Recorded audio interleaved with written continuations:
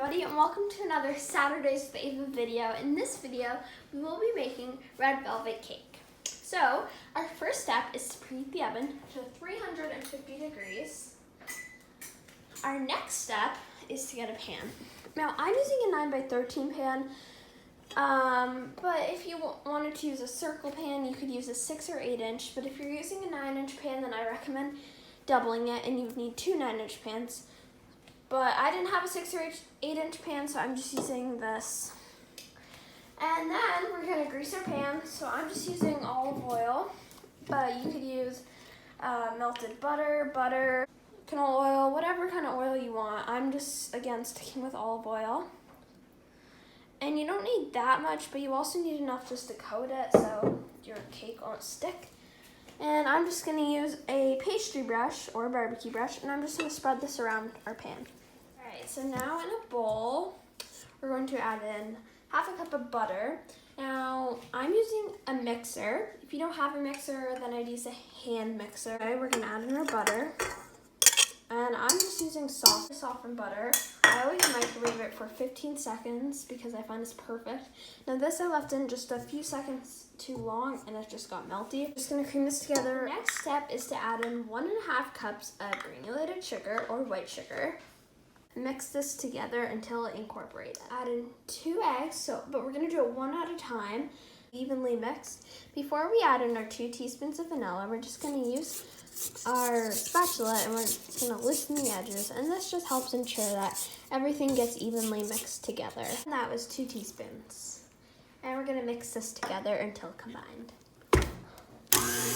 Your mixture should look something like this. All right, so now we're gonna work on our wet ingredient mixture. So we have 1 cup of milk already poured in there. We're going to add in 1 tablespoon of vinegar. Now I know vinegar sounds very, very, very strange in cakes, but it worked with the baking soda to make a better red color. Then we're going to add in some drops of red food. Basically just mixed my food coloring, vinegar, and milk mixture. I didn't have enough to make a red color. I just had enough to make like a light pink, but just add as much as you want to make it colorful. Mine probably won't look very red because I didn't have enough food coloring, but that's all right. All right, everybody, so in this bowl we have 2.5 cups of all-purpose flour. So next we're going to add in 3 tablespoons of cocoa powder.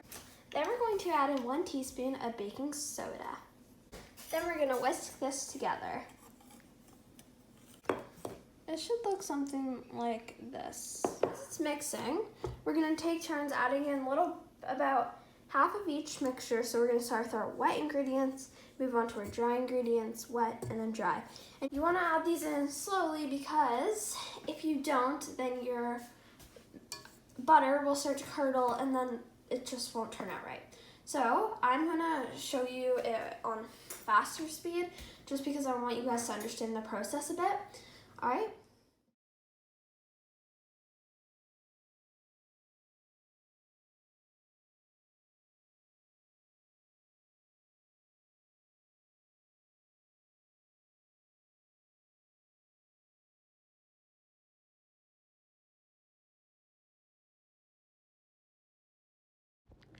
All right, so now that our batter is finished, we're gonna bake this at 350 degrees for 30 to 35 minutes.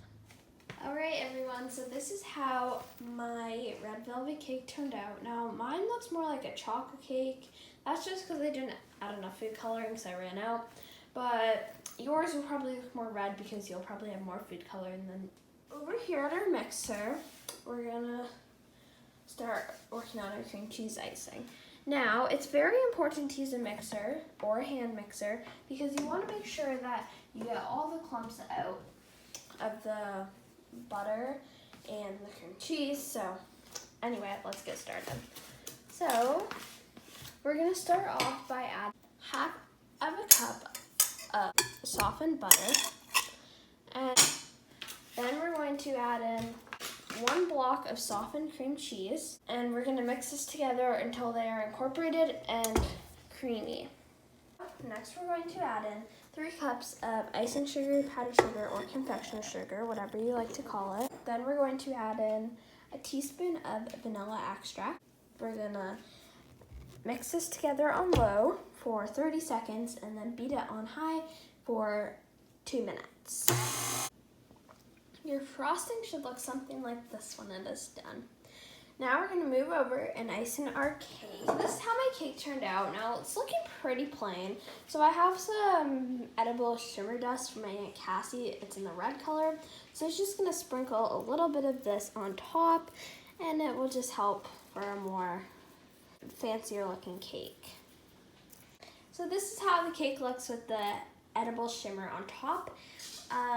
Please subscribe to my channel for more Saturdays with Ava videos, and I'll see you in my next video. Bye!